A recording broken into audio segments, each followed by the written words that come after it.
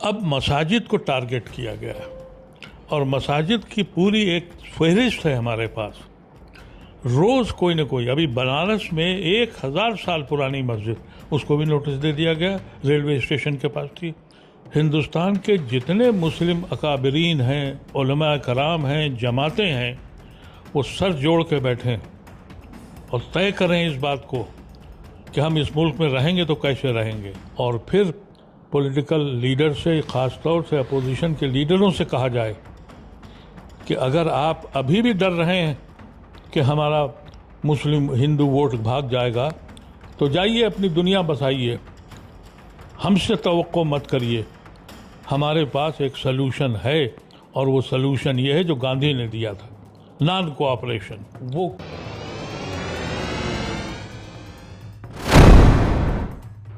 आदाब, मैं हूं मुमताज़ आलम रिजवी और इस वक्त मैं बात करूंगा एक ऐसे होने वाले प्रोग्राम की कि जिसकी सुगबुगाहट शुरू हो गई और ऐसा लग रहा है कि आने वाले दिनों में एक बड़ा हंगामा होगा।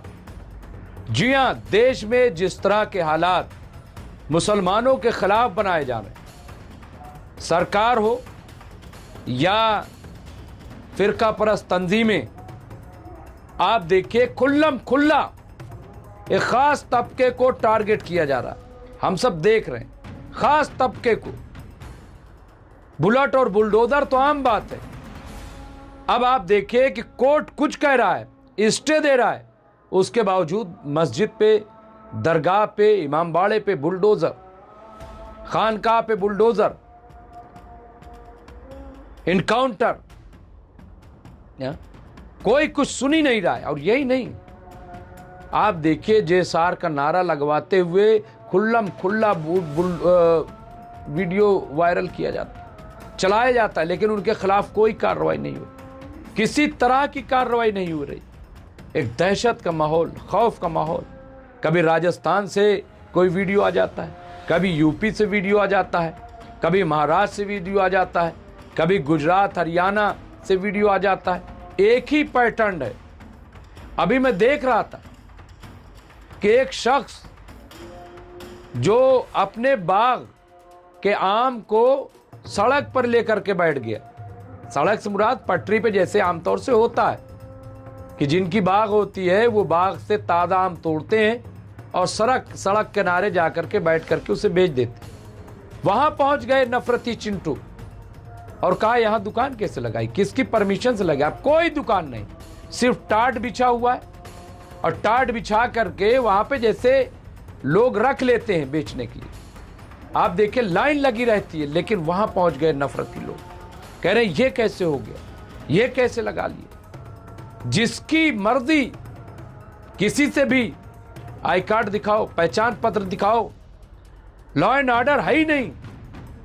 ऐसे में अब आईएमसीआर के चेयरमैन और साबिक मेंबर पार्लियामेंट मोहम्मद अदीब, जो लगातार बोलते रहते हैं, लगातार आवाज उठाते रहते हैं, उन्होंने इस पे गौर किया, फिक्र किया। और सबसे ज्यादा फिक्रमंदी की बात क्या है? हुकूमत जो खामोश है या हुकूमत जो कर रही हो तो कर रही, अपोजिशन की जो खामोशी है, खास तौर से मुस्लिम तबके को लेकर कोई आवाज नहीं उठ रही। ऐसे में मोहम्मद अदीब ने एक लेटर लिखा है तमाम मुल्क की बड़ी जमातों को, चाहे all India Muslim personal law board हो, चाहे वो जमात इस्लामी हिंद हो, जमीयत उलमा हिंद हो, ऑल इंडिया शिया पर्सनल लॉ बोर्ड हो, इसके अलावा जो फतेहपुरी शाही जामा मस्जिद के इमाम व खतीब हैं डॉक्टर मुफ्ती मुकर्रम अहमद साहब हो, शाही इमाम सैयद अहमद बुखारी से भी रब्ता किया गया है, और इसके अलावा मौलाना अरशद मदनी साहब से, और कई अहम मुक़्तदर जो शख्सियात हैं मुल्क की। और उन्हें दावत दी गई है इस बात के लिए कि 24 तारीख को, अभी 10 तारीख को एक मीटिंग भी की गई, जैसा कि मुझे पता है, हज़रत निज़ामुद्दीन में, और अब 24 तारीख को एक बड़ी मीटिंग कॉन्स्टिट्यूशन क्लब में होने जा रही है। और इसमें मुल्क भर से, इसमें जो मुस्लिम अरकान पार्लियामेंट उनको भी मदऊ किया गया, रिटायर जजेस को, वकला को, प्रोफेसरान को, सहाफ़ियों को, इन सबको इनवाइट किया गया। तकरीबन 150 लोग सर जोड़ करके कॉन्स्टिट्यूशन क्लब में बैठेंगे, ऐसी रिपोर्ट है। और ये सच्ची रिपोर्ट है, मैं जानता हूँ। लेटर भेजे गए हैं, लोगों को दावत दी गई है, ज़्यादातर लोगों ने कंफर्म कर दिया है, 2-1 लोगों को छोड़ करके, और अभी शायद वो भी कंफर्म करें, सिर्फ इसलिए कि भाई मुस्तकबिल क्या हो। मैंने एक इंटरव्यू किया था मोहम्मद अदीब साहब का, जिसमें उन्होंने जिक्र किया था, बाइकॉट की बात की थी। सुनिए ज़रा से उन्होंने क्या कहा, सुन लीजिए। अब मैं हूं मुमताज़ आलम रिजवी और मेरे साथ इस वक्त बातचीत करने के लिए मौजूद हैं IMCR के चेयरमैन, साबिक मेंबर पार्लियामेंट और मशहूर समाजी कारकुन मोहम्मद अदीब साहब। हम उनसे बातचीत करेंगे मुल्क के हालात पे, क्योंकि मुसलसल अब मस्जिदें गिराई जा रही बिला रोक टोक। हर सूबे से हर रोज़ कोई ना कोई ख़बर आ रही है। इसके साथ साथ मॉब लिंचिंग हो रही है। मॉब लिंचिंग होना अलग, बल्कि जो लोग मॉब लिंचिंग को अंजाम दे रहे हैं वो खुल्लम खुल्ला वीडियोस जारी कर रहे हैं, लेकिन ना तो उस पर कोई एक्शन हो रहा है, ना उन्हें कोई रोकने वाला है। आखिर देश में चल क्या रहा है, क्यों ऐसा हो रहा है? और ख़ास बात यह है कि जो अपोजिशन है वहाँ से भी कोई बड़ी आवाज़ नहीं नज़र आ रही है, नहीं सुनाई दे रही। इसी मौजू पे बात करेंगे। बहुत बहुत इस्तकबाल है अदीब साहब। शुक्रिया जी। कैसे देख रहे हैं? हालात तो बड़े ख़राब हो रहे हैं, रोज़ मस्जिदें गिराई जा रही हैं अदीब साहब। मुनज़्ज़म साजिश के तहत कोई एक दिन आपको नहीं मिलेगा। जिस तरह से बुलडोज़र का सिलसिला शुरू हुआ, लोग देखते रहे और हम लुटते रहे, किसी ने परवाह नहीं की।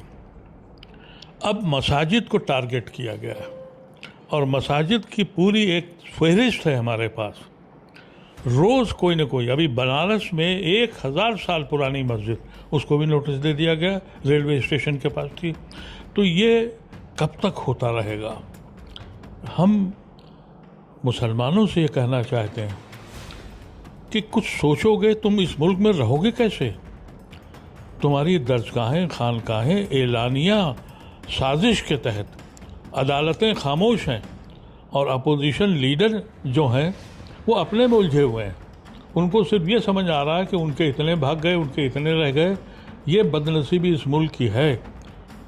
हम लोगों ने कोशिश करी है कि एक बार हिंदुस्तान के जितने मुस्लिम अकाबरीन हैं, उलमा कराम हैं, जमातें हैं, वो सर जोड़ के बैठें और तय करें इस बात को कि हम इस मुल्क में रहेंगे तो कैसे रहेंगे। और ये जो अपोजिशन के लीडर्स हैं, जैसा आपने कहा कि इनकी खामोशी ने सबसे ज़्यादा मायूस किया है। RSS ने या BJP हो या मोदी या योगी, इन्होंने एक फ़ैसला कर लिया है कि हम मुल्क में हिंद मुसलमानों को रहने नहीं देंगे, और वो कर रहे हैं। लेकिन क्या ये जिम्मेदारी अपोजिशन की नहीं है कि आइन के ख़िलाफ़ रोज़ ये हो रहा है, वो बोल नहीं रहे हैं?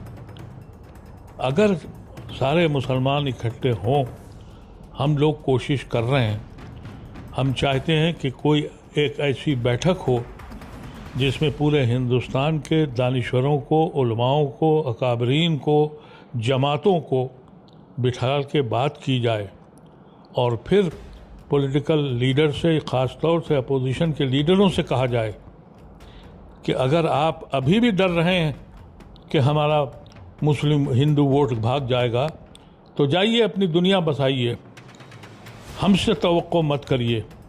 हमारे पास एक सलूशन है और वो सलूशन ये है जो गांधी ने दिया था, नॉन कोऑपरेशन। ना हम इलेक्शन लड़ेंगे, ना इलेक्शन में वोट डालेंगे। जाओ अपनी दुनिया खुद बसाओ, अपने तरीके से ज़िंदगी गुजारो, इस मुल्क को किस्तों में तोड़ते रहो, हम देखते रहेंगे, हम हिस्सेदार नहीं बनेंगे। ये फ़ैसला करना चाहिए हमको। लेकिन एक बात बहुत बावर कर लूँ मैं आपके ज़रिए अपने लोगों से कि खुदारा इसको किसी जमात की तहरीक मत समझिएगा, किसी इंडिविजुअल या किसी शख्सियत के ऊपर मत जाइएगा। यह मिल्लत का मसला है। मिल्लत एक साथ खड़ी हो और एक तरीक़ा अपनाए, एक ग्रुप तैयार करे और वो ग्रुप अपोजिशन के लीडरों को बावर करे। ये मैसेज आरएसएस को देने का कोई फ़ायदा नहीं है, क्योंकि उनका मकसद क्लियर है। लेकिन अभी एक उम्मीद की किरण जो बाकी है, वो कुछ ह्यूमन राइट्स के जो एक्टिविस्ट हैं, सिविल सोसाइटी के लोग हैं, हम उनको सलाम करते हैं। हम उनके पीछे खड़े होंगे, पॉलिटिकल पार्टीज़ के पीछे नहीं खड़े होंगे। किसानों के साथ हम खड़े होंगे, नौजवान बच्चों के साथ हम खड़े होंगे, लेकिन तुम हम पे सितम ढाए जाओ और तुम दूर से देखते रहो, तुम्हारे सीनों में जुम्बिश नहीं हो, तुम्हें ये एहसास नहीं हो कि किसके कौम के कुछ के साथ कितना सितम करोगे। मैं आपके ज़रिए ये पैगाम देना चाहता हूँ अपने भाइयों को, मुसलमानों को भी, गैर मुसलमानों को भी, ख़ास तौर से पॉलिटिकल पार्टीज़, वो जो अपने को सेकुलर कहती हैं, कि अगर तुम हमारे साथ खड़े नहीं हुए, हमारे बच्चों को ट्रेनों में मार के फेंका जा रहा है, तुम्हारा मुंह से तुम्हारा बयान नहीं आता, हमारी मस्जिदों को रोज़ गिराया जाता है, तुम बोलने को तैयार नहीं हो, रोज़ बुलडोज़र करके ज़मीन आमोज कर रहे हैं, मुसलमानों के घरों को तोड़ रहे हैं, दरगाहें खानकाहें, कोई जगह छोड़िए। कोई पॉलिटिकल लीडर आज तक नहीं बोला, हम 2 रोज़ उम्मीद करते रहे। अफसोस और दर अफसोस, अगर ये हमारे साथ आने को तैयार नहीं है तो बिल्कुल ऐलान कर देना चाहिए कि हमको इस इलेक्शन में हिस्सा नहीं लेना है। और जिन लोगों को ये शौक़ है जूती उठाने का, शर्म खानी चाहिए उनको। तुम किसके लिए जूती उठा रहे हो? इस मुल्क में सियासत का अंदाज़ा देखिए आप। अभी बंगाल के इलेक्शन में एक खातून गागा के खो गा के मजमा इकट्ठा कर रही थी, पार्टी हार गई, उसी दिन दूसरी जगह चली गई। एक मौलवी का लड़का, उसको ममता बनर्जी गुजरात से लेके आई और उस आदमी का हक मारा जो वहाँ का इलाके का आदमी था, वो भी चला गया। इनको तुम लीडर कहते हो? तुम इनके लिए अपना वक्त ख़राब करते हो, अपने वजूद को ख़तरे में डाल दिया है, अपना दीन इस तरह से बर्बाद हो रहा है, बोलने को तैयार नहीं हो।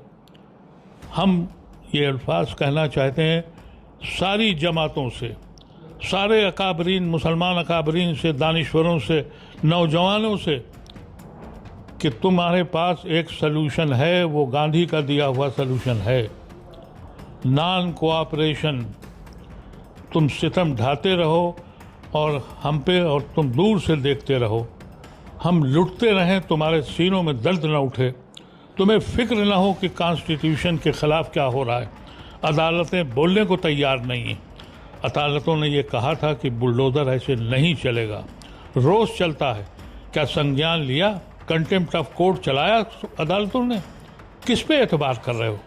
कम से कम ये बात सबको पहुंचा दो, फिर जो भी फैसला होगा वो देखा जाएगा। तुम अपनी दुनिया बसाओ, हमें छोड़ दो, हमें हमारे हाल पे छोड़ दो।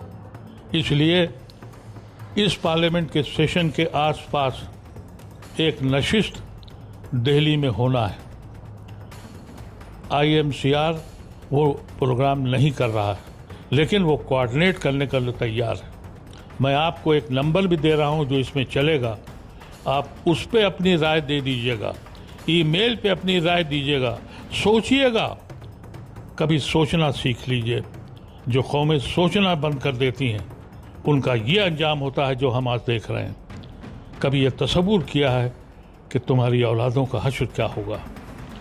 अरे हिंदू स्टेट बना दो, हमने कब मना किया है? हमारी दरगाहें, हमारी खानकाहें, हमारी मस्जिदें तो छोड़ दो। तुम्हारे कॉन्स्टिट्यूशन में कहा है, तुम्हारे सुप्रीम कोर्ट ने कहा है, उसके पीछे भी तुम पड़ गए। हम तुमसे क्या मांग रहे हैं भाई? अपनी सिर्फ और सिर्फ जीने की आरजू रखो, इज्जत के साथ जीने के तमन्ना करते हैं बस। अफसोस दर अफसोस, सो कॉल्ड सेकुलर पार्टियों का रवैया अफसोसनाक है। हम उम्मीद करेंगे कि जितनी जमातें हैं, जमात के नाम से तहरीक न चलाएं, बल्कि सारी जमातें जुड़ें, सब लोग सर जोड़ के बैठें, पार्लियामेंट के सेशन के आसपास दिल्ली में बैठें, 200-400 लोग ही सिर्फ बैठें और एक कमेटी बनाएं, और वो कमेटी फैसला करे कि इस मुल्क में मुसलमान रहेगा तो कैसे रहेगा। बहुत बहुत शुक्रिया। मुझे उम्मीद है कि आप सोचेंगे ज़रूर। आपने लेटर भी लिखा है कुछ, क्या रिस्पांस है? ऐसा खबर है कुछ? मैंने तकरीबन 100 लोगों को ख़त लिखे और अल्लाह का शुक्र है सब वही सोच रहे हैं जो हम सोच रहे हैं, और वो सब ये इस बात पे तैयार हैं। लेकिन मैं फिर एक बात कह दूं कि ये लड़ाई यकीनी तौर पर मुसलमानों की लड़ाई है, लेकिन ये लड़ाई किसी जमात की लड़ाई नहीं है। ये लड़ाई इस मुल्क के आइन को बचाने की है। ये लड़ाई इस मुल्क में भाईचारे को कायम करने की है। इस मुल्क में गांधी और नेहरू के उस ख्वाब को पूरा करने की है जो उन्होंने इस मुल्क को आज़ाद कराते वक्त सोचा था, देखा था। ये मैं समझता हूँ ये एक ऐसा मौजू है जिस पे हम सबको सर जोड़ के बैठना होगा। आप अपनी राय नीचे दिए हुए नंबरों पे ज़रूर दें, और अगर ये हुआ तो हम एज ए कोऑर्डिनेटर दिल्ली में सबका इंतज़ाम तो कर देंगे, लेकिन हम कभी ये नहीं चाहेंगे कि हमारी तरफ से या IMCR की तरफ से, जमात उलमा की तरफ से, जमात इस्लामी की तरफ से, अहले हदीस की तरफ से, या फ़ारूक अब्दुल्ला की तरफ से, या सलमान खुर्शीद की तरफ से, या किसी दानिश्वर की तरफ से, ये किसी एक का मसला बिल्कुल नहीं है। इस मुल्क के वजूद का मसला है और हमारे दीन का मसला है। व आखिर दावाना अल्हम्दुलिल्लाह रब्बिल आलमीन। बिल्कुल। तो ये मोहम्मद अदी, तो सुना आपने, इनका कहने का मकसद ये है कि भाई हम क्यों वोट फिर दें, हम किसको वोट दें, किसको कामयाब करें।